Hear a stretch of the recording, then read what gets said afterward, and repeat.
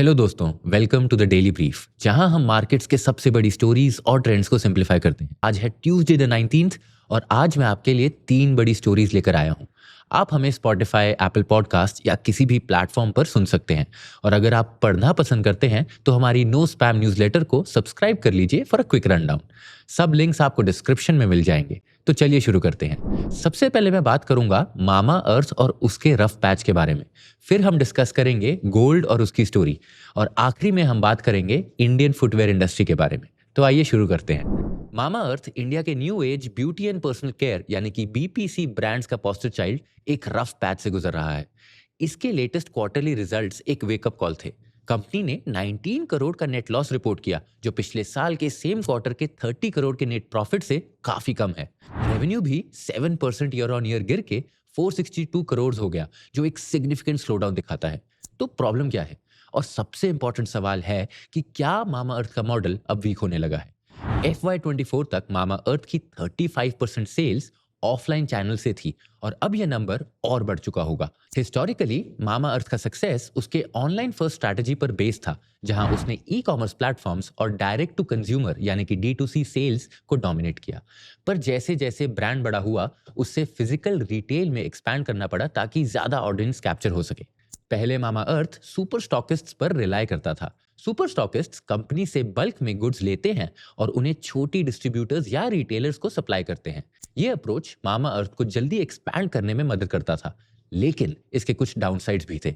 Super stockist sales और inventory का detailed data नहीं दे पाता था, जिससे कंपनी के लिए यह ट्रैक करना मुश्किल होता था कि प्रोडक्ट स्टोर्स में कैसा परफॉर्म कर रहे हैं। इसके अलावा काफी सुपर स्टॉकिस्ट अनसोल्ड गुड्स के साथ फंस गए जो एक्सपायरी के करीब थे। All India consumer product distributors federation या AICPDF ने यह तक क्लेम किया कि 2000 से ज्यादा डिस्ट्रीब्यूटर्स अनमैनेजेबल स्टॉक अक्यूमुलेशन और एक्सपायर्ड गुड के साथ फंसे हुए हैं और रिप्लेसमेंट के डीलेज ने उनका बर्डन और भी बढ़ा दिया है। मामा अर्थ ने तो ये एलिगेशंस डिनाई किए हैं, लेकिन इन्वेंट्री मैनेजमेंट और ट्रांसपेरेंसी इंप्रूव करने की जरूरत को एक्सेप्ट किया है। इस प्रॉब्लम को फिक्स करने के लिए मामा अर्थ ने प्रोजेक्ट नीव को लॉन्च किया। प्लान था कि 50 बड़े सिटीज में सुपर स्टॉकिस्ट से डायरेक्ट डिस्ट्रीब्यूटर पर शिफ्ट किया जाए। डायरेक्ट डिस्ट्रीब्यूटर्स कंपनी के साथ क्लोजली काम करते हैं, जिससे इन्वेंट्री पर बेटर कंट्रोल रहता है और रियल टाइम सेल्स डेटा मिलता है। पर यह ट्रांजिशन प्लान के मुताबिक नहीं चला। तो हुआ क्या? पहला, इन्वेंट्री पाइलअप्स। शिफ्ट होने के 1 महीने पहले तक डिस्ट्रीब्यूटर्स के पास एक्सेस स्टॉक था जो बेचा नहीं गया। इसके कारण कंपनी को 63 करोड़ का अनसोल्ड और एक्सपायर्ड प्रोडक्ट्स का राइट ऑफ करना पड़ा। दूसरा, डिलेड स्टॉक रिप्लेसमेंट्स। पुराने स्टॉक को फ्रेश इन्वेंट्री से रिप्लेस करने में डिलेज हुए, जिसने सेल्स को और धीमा कर दिया। और तीसरा, डैमेज रिलेशनशिप्स।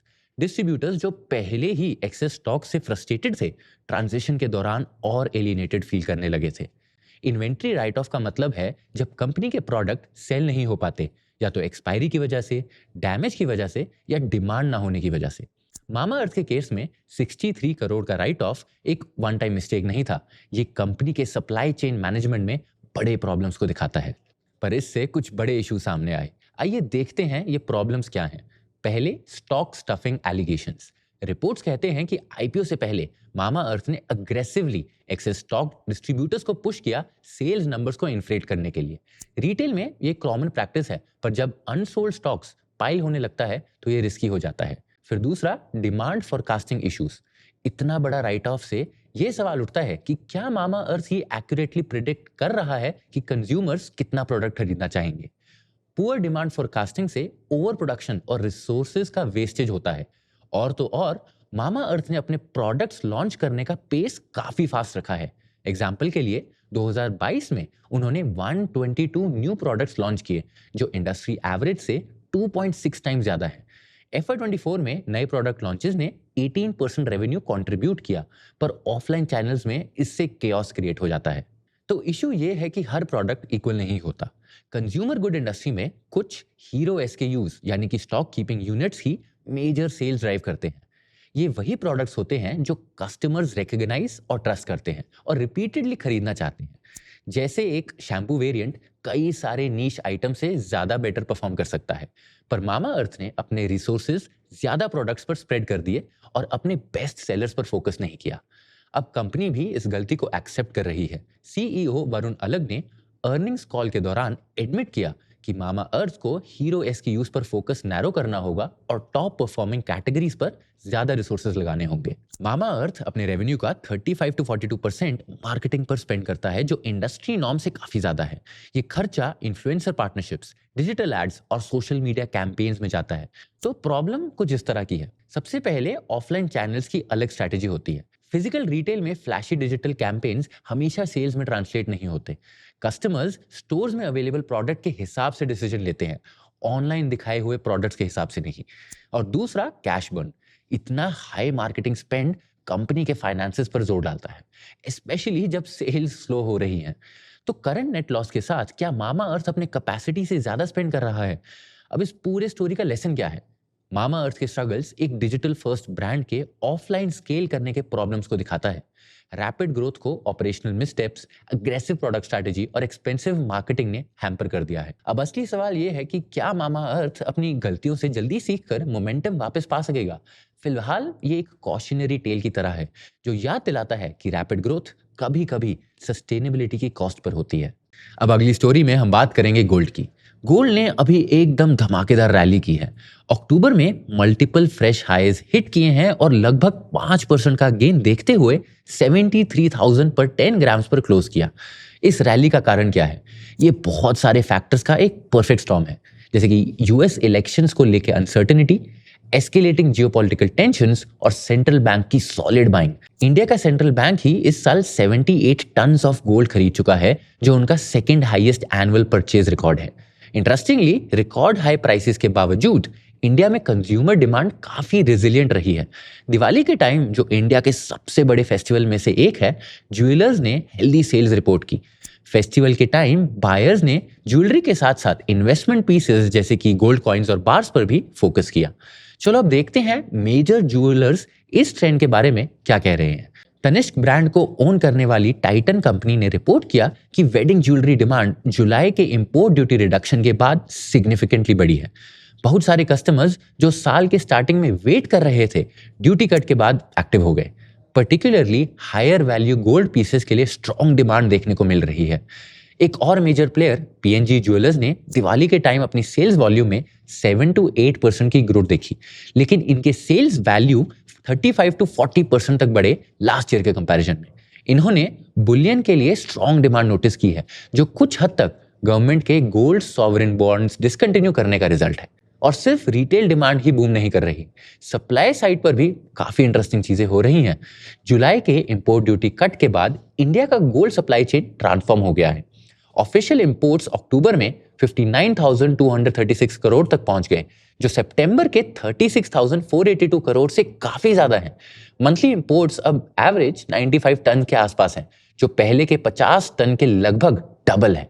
और सबसे बड़ी बात, ब्लैक मार्केट लगभग खत्म हो गया है, क्योंकि स्मगल्ड गोल्ड की जगह ऑफिशियल इंपोर्ट्स ने ले ली है। अब गोल्ड ईटीएफ्स की बात करते हैं। ये रिकॉर्ड तोड़ रहे हैं। अक्टूबर में इंडियन गोल्ड ईटीएफ्स में 1960 करोड़ के रिकॉर्ड इनफ्लोज देखने को मिले। टोटल एसेट्स अब 44,500 करोड़ तक पहुंच गए हैं। ईयर टू डेट ये फंड्स 12.2 टन गोल्ड ऐड कर चुके हैं, जिससे टोटल होल्डिंग 54.5 टन हो गई है, जो पिछले साल के कंपैरिजन में 32% का जंप है। एक और इंटरेस्टिंग ट्विस्ट, ओल्ड गोल्ड को न्यू पीसेस के लिए एक्सचेंज करने की ट्रेडिशनल प्रैक्टिस कम हो रही है। तानिष्क के non Tanishq gold exchange rates usual से लगभग 3 परसेंटेज पॉइंट्स ड्रॉप हुए हैं, जबकि उनका खुद का एक्सचेंज प्रोग्राम स्टेबल है 8 to 9% पर। ऐसा क्यों? क्योंकि हाई गोल्ड प्राइसेस के चलते लोग अपने एग्जिस्टिंग गोल्ड को होल्ड करना प्रेफर कर रहे हैं। और जब बात हाई प्राइसेस की हो रही है, तो रिटेलर्स के डिस्काउंट हैंडल करने का तरीका भी चेंज हो रहा है। इस साल पहली बार मेजर प्लेयर्स जैसे कि तानिष्क सिर्फ मेकिंग चार्जेस पर नहीं, बल्कि गोल्ड के प्राइस पर भी डिस्काउंट दे रहे हैं। ये कंपटीशन को टैकल करने के लिए हो रहा है, स्पेशली लोकल प्लेयर्स जो अग्रेसिवली प्राइस कट कर रहे हैं। एक और चीज जो देखने लायक है, सेंट्रल बैंक्स सिर्फ गोल्ड खरीद नहीं रहे, बल्कि उसे घर ला रहे हैं। रिजर्व बैंक ऑफ इंडिया अपने डोमेस्टिक गोल्ड स्टोरेज को टोटल होल्डिंग के 38% से 60% तक बढ़ा चुका है, वो भी सिर्फ एक साल के अंदर। ये एक सिग्निफिकेंट स्ट्रैटेजी शिफ्ट है। तो अब आगे क्या? रिकॉर्ड प्राइसेस के बावजूद ज्वेलर्स वेडिंग सीजन के लिए सरप्राइजिंगली ऑप्टिमिस्टिक हैं, जो नवंबर से मार्च तक चलेगा। टाइटन और पीएनजी दोनों स्ट्रॉन्ग मोमेंटम एक्सपेक्ट कर रहे हैं, खासकर आने वाले फेस्टिव और ऑस्पिशियसनेस के कारण। ये भी लग रहा है कि अगर प्राइसेस थोड़े स्टेबलाइज हुए तो और भी ज्यादा मोमेंटम देखने को मिल सकती है। तो बात यह है कि गोल्ड मार्केट अब सिर्फ प्राइसेस के बारे में नहीं है, इसमें changing consumer behaviour, evolving retail strategies और ट्रांसफॉर्मिंग सप्लाई चेन का असर भी है। रिकॉर्ड प्राइसेस होने के बावजूद डिमांड स्ट्रांग है, बस फॉर्म्स चेंज हो रहे हैं, जैसे ETF से फिजिकल होल्डिंग। मार्केट एक ट्रांजिशन फेज में है और इसे ऑब्जर्व करना काफी फैसिनेटिंग होगा। अब बात करते हैं इंडिया के फुटवेयर इंडस्ट्री की। ये एक ऐसा मार्केट है जो अक्सर छुपा रहता है, लेकिन अभी ये काफी बड़े चेंजेस देख रहा है और वही चेंजेस हम यहाँ डिस्कस करेंगे। क्या हो रहा है और क्यों ये आप और मेरे जैसे लोगों के लिए इंपॉर्टेंट है। देखो, इंडिया का फुटवेयर मार्केट अभी लगभग 1 लाख करोड़ का है। इस ग्रोथ के पीछे का रीजन है कि फुटवेयर अब एक जोड़ी जूते तक लिमिटेड नहीं रहा है। आज लोग अलग अलग ओकेजन के लिए मल्टीपल पेयर्स खरीद रहे हैं, चाहे वो वर्कआउट के लिए, ऑफिस वेयर, वीकेंड के लिए कैजुअल शूज या कोई और रीजन। तो बेसिकली ये मोर पेयर्स पर पर्सन का कॉन्सेप्ट है जिससे मार्केट जल्दी बढ़ रहा है। लेकिन बात सिर्फ जूतों की क्वांटिटी की नहीं है, बल्कि लोग इस बात पर भी ध्यान दे रहे हैं कि उनके शूज कहां से आ रहे हैं। वो दिन गए जब हम सब लोकल स्टोर से चीप और नॉन ब्रांडेड शूज लेने में खुश होते थे। आज ज्यादा से ज्यादा लोग ब्रांडेड और हाई क्वालिटी शूज प्रेफर करते हैं। अब इस बात को नंबर से समझते हैं। लगभग 10 साल पहले बड़े और पॉपुलर ब्रांड्स मार्केट का सिर्फ 23% थे, लेकिन आज वो 36% मार्केट शेयर होल्ड करते हैं। ये ब्रांडेड शूज की तरफ शिफ्ट एक बड़ा ट्रेंड शो करता है। लोग क्वालिटी, ड्यूरेबिलिटी और स्टाइलिश लुक्स को प्रेफर करते हैं। अब सवाल ये उठता है कि आखिर ये क्यों हो रहा है? लोग ब्रांडेड शूज की तरफ क्यों जा रहे हैं? इसके 3 मेजर रीजंस हैं, चलिए समझते हैं। सबसे पहला, एथलीजर का अपराइज। आज एथलीजर एक बहुत बड़ा ट्रेंड बन चुका है, सिर्फ अपैरल में नहीं बल्कि फुटवेयर में भी।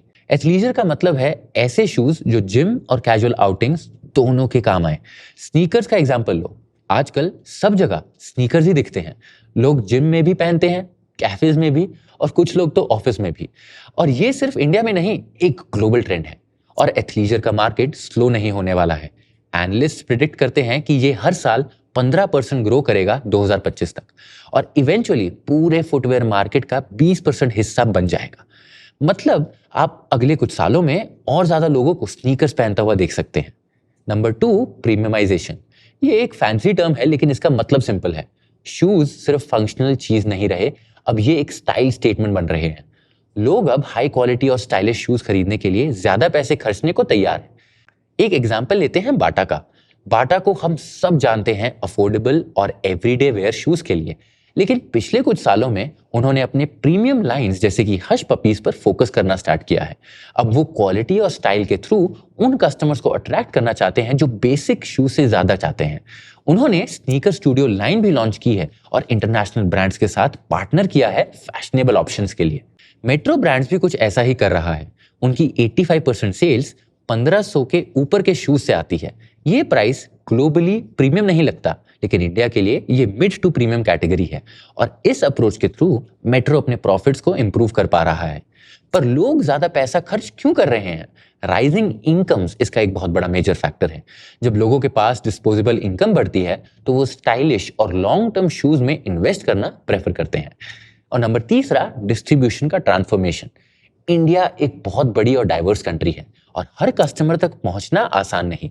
ब्रांड्स अब ऑनलाइन और ऑफलाइन सेल स्ट्रैटेजी को कंबाइन करके अपने प्रोडक्ट्स हर जगह अवेलेबल कर रहे हैं।